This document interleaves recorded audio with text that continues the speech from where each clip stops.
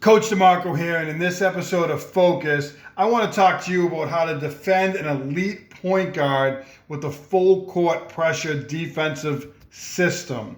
Hear a lot of coaches out there talk about defending this elite point guard and how it can be difficult with a press because they're a good ball handler, good decision maker. So we tried to take the basketball out of their hands as much as possible. In our full court run and jump press, we would have a defender on the basketball, and we would have a defender on each of the players out on the floor. Now, what we would do differently when teams had an elite point guard, one wrinkle we would make. We actually did a couple of different things from zone pressure to man pressure. But one thing we would do is we would actually take this player and put them off the basketball. So now the inbounder had nobody on them.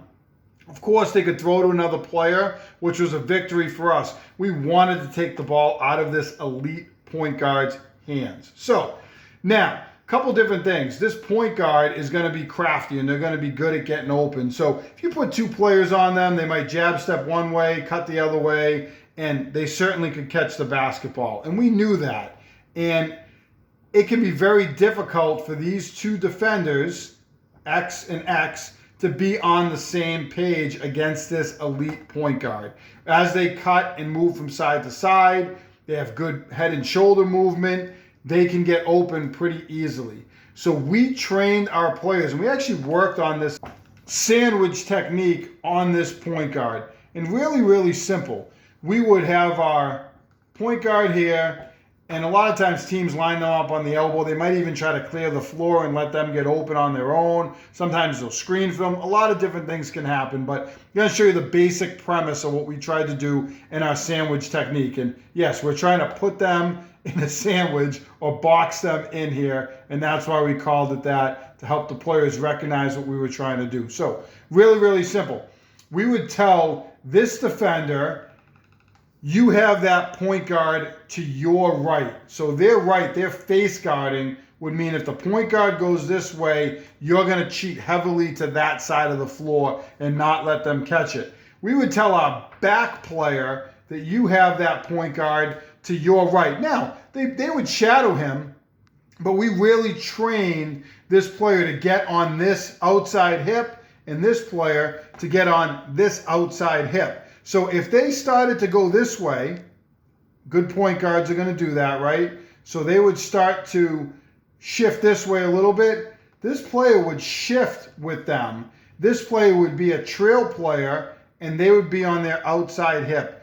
And they would know that if there was a cut back, they were responsible for that cut back. You know, they jab, they come back this way. This player might start to go too far to the outside or to this left side of the floor, so this player was right there to wait for them. And then boom, they try to cut back again, this player's there and they're going to jump them.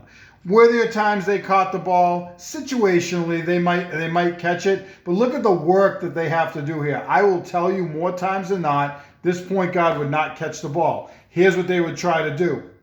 They would get the basketball into, say, our two player here, and they would try to take this point guard, and they would try to run them off a dribble handoff. So their original defender's on them. This player comes off and picks up number 3 as they come onto the floor, and they would try to run them off a dribble handoff. All we would do is we would immediately run and double team that dribble handoff to try to take the ball out of that point guard's hands. That's one thing they would try to do. A second thing they would try to do in this type of situation would be, here's our one, and here's our sandwich. They would try to, again, okay, we'll run the baseline, say it's a made basket, let's get it into number 2 over here, and then one would try to just float back to the basketball. We would not let that happen. That was a key. This player would hard deny the basketball. This player would come up top, as they're typically going to float back as our run and jump defender, especially as this player runs the baseline. So one would come for the basketball, we would hard deny them, we'd have our other player back here, 3 inbounded it, they're going to come back inbounds. Sure, 2 could hit 3 and 3 go up the sideline, we're going to turn, we're going to run, and we might have a run and jump opportunity depending on the situation but we did not want to let them get the ball back to one.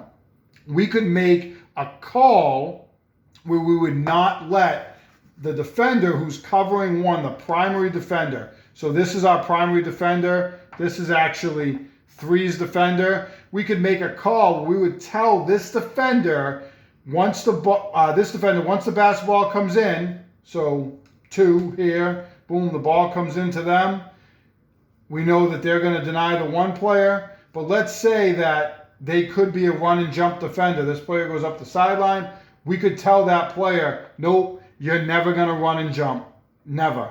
You're going to hug this player and you are responsible for them the entire time. You don't leave them. So we might give up some run and jump opportunities, but at the same time, we're going to stay glued to number one and not let them get the basketball back. Ball comes over half court on the other end of the floor. That player, again, would be glued to that one person. So just to recap, really, really simple, and we could rep this pretty quick in practice. We'd have this player on the right side. We'd have this player hugging the right side, and this is our sandwich technique. Face guard, and this player is behind them. We got some steals as they try to force it into this player. Once the ball came in bounds, we did not want them to get the basketball back. We wanted to take them out of their rhythm and make them work. You go through quarter 1, quarter 2, quarter 3, and quarter 4. 4 quarters are really frustrating this player. You're going to wear them down over the course of the game. You're going to frustrate them mentally and